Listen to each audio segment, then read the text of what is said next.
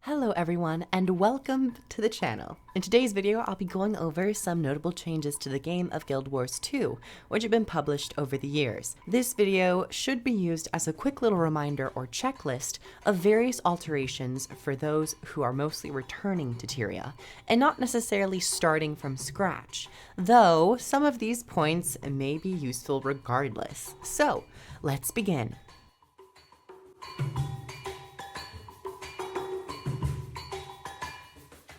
First and foremost, you can now waypoint to any starting zone on any new character. This used to not be in the game, and you actually had to stick with your race's starting zone, or have a teleport to friend, or make the long, treacherous, and dangerous journey across various maps to get to a particular zone that you wanted to play in. But now, in 2021 Guild Wars 2, you can now waypoint to any of the starting zones, so you don't have to make the same exact race with your friend in order to play with them. Next up, the upper level personal story has been restored and re-implemented into the game.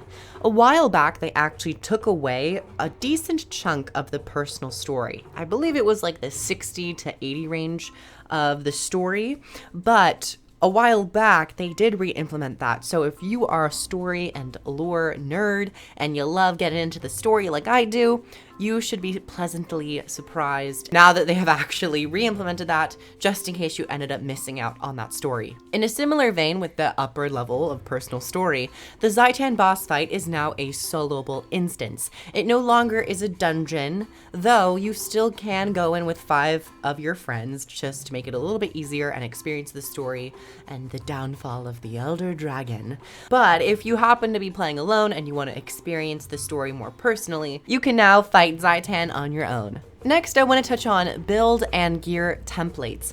This is a more recent addition to Guild Wars 2, but if you play Guild Wars 1, you'll be very familiar with build and gear templates. But in Guild Wars 2, they've just recently implemented these where you can save your specialization loadout, save your utility skills, save your weapons and your armor as well, and it's been very useful throughout my time playing Guild Wars 2, but of course, your use could differ depending if you have multiple builds, if you don't, if you have multiple characters as well, that can also impact certain things. However, this is a lovely quality of life feature. In a similar vein, we have new specializations. If you were playing back when the old trait system was around, they revamped the trait system during Heart of Thorns to the specialization system. You're gonna have 3 active specializations, and with the expansions, Heart of Thorns, Path of Fire, and soon, End of Dragons, we can now specialize into an elite spec, which is kind of like a subclass where you can really become something new for your particular class. New skill categories and ongoing reworks to those skills.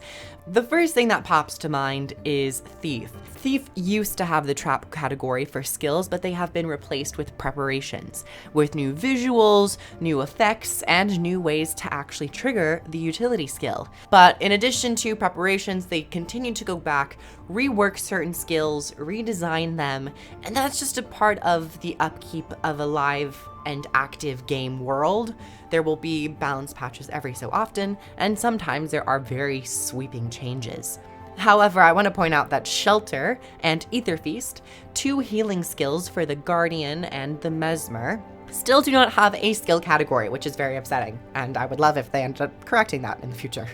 Going into more endgame content, we have the Mastery Tracks. Mastery Tracks are a modern way of augmenting how players interact with the world and its native inhabitants. So with Heart of Thorns, we had a bunch of Mastery Tracks from gliding to the New Hawk Wallows to Mushroom Lure, and Path of Fire focused really strongly on the mount system.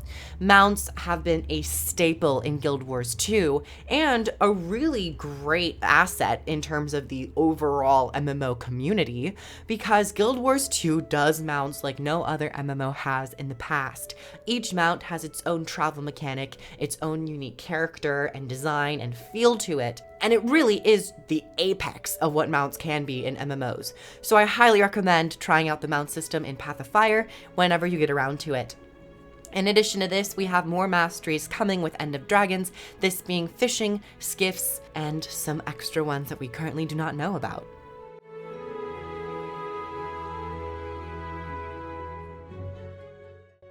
For actual endgame content, we have new weekly raid achievements with increased rewards. These are just a little something special for those who want to focus on raiding and just a little bit more of an incentive. So if you are interested in 10-man hardcore content at max level, you might find yourself a nice little party to go venture into some raids, and you can also gain some more achievements with that. In the same breath of 10-man endgame content, we have strike missions. Strike missions are a new form of endgame content, which are going to be focused in on in the next expansion, End of Dragons. Strike missions were marketed to be the stepping stool or the gradual staircase to get players into raiding.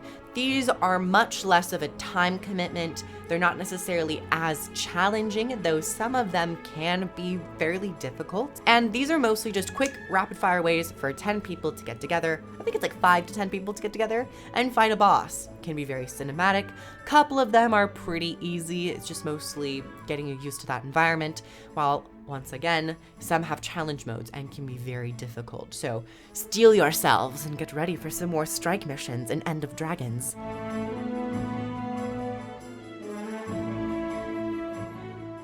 For the more competitively inclined individuals, we have PvP tournaments and off-season specialties, such as arenas, 2v2s and 3v3s, and stronghold events.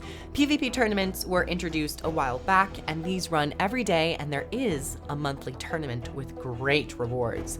More people that enter the tournaments, the more varied the experience will be in terms of your matchups, who's playing, the classes you fight, and overall is a really lovely experience if you want to get yourself into a bracket for PvP. The off-season specialties are also a really nice mix-up. They have introduced arena matches with 2v2 and 3v3.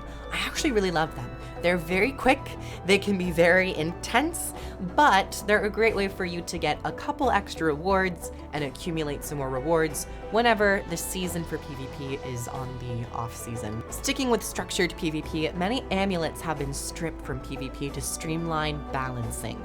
Back in the day, there used to be many different categories of amulets, which amulets are the very powerful stat booster in PvP. There used to be a lot of them, and then over time, certain ones were super powerful. Some of them weren't used at all, so they got rid of a lot of them and streamlined most of them to fit into the power category, with you having power and then the secondary stats allowing you to specialize into a certain playstyle. It's a little bit more streamlined, so there's not as many options for you to get overwhelmed by, but it has stripped away some of that creativity and buildcraft. Next, legendary armor can be obtained in all game modes. In PvE, you can get legendary armor from raiding. In PvP, you have to play ranked PvP, and you can just accumulate it over time in World vs. World by gaining some items, and then of course you have to craft them and go through the whole process. It still can be quite a lengthy process, but now that we have it accessible in the other game modes, you don't have to feel forced to play raids in Guild Wars 2. And for the people who are interested in World vs. World, you can now obtain a mount in World vs. World to speed up travel, so long as you have the Path of Fire expansion. Links down below. I am an official ArenaNet partner where you can purchase the existing expansions and pre-order expansion number 3, End of Dragons. So if you really love World vs. World, but you were a little agitated at the slow speeds or you don't like the travel times, I would highly recommend looking into Path of Fire to also get those elite specs and also the mount masteries. The Warclaw is wonderful in World vs. World. So thank you everyone so much for coming by. This was my quick little roundup of a couple ideas or features that I wanted to highlight for those of you who are returning from an extended break, or if you happen to be a new player and you're just starting. These could be things that you have to look forward to, or, you might already be level 80 and be like, what do I want to do now? A couple of these things could give you a nice direction as to where you want to go. So once again, thank you everyone for coming by. Comment down below any other tips or areas of the game that you would like to mention for returning players, and subscribe for more Guild Wars 2 videos. I am an official ArenaNet partner, as I have said, so I have all my links down below if you'd like to help support the channel. I greatly appreciate it. I also have a Patreon with exclusive content, early access, and a special Discord channel. So thank you everyone, and I'll catch you guys in the next one. Bye everyone. Mwah.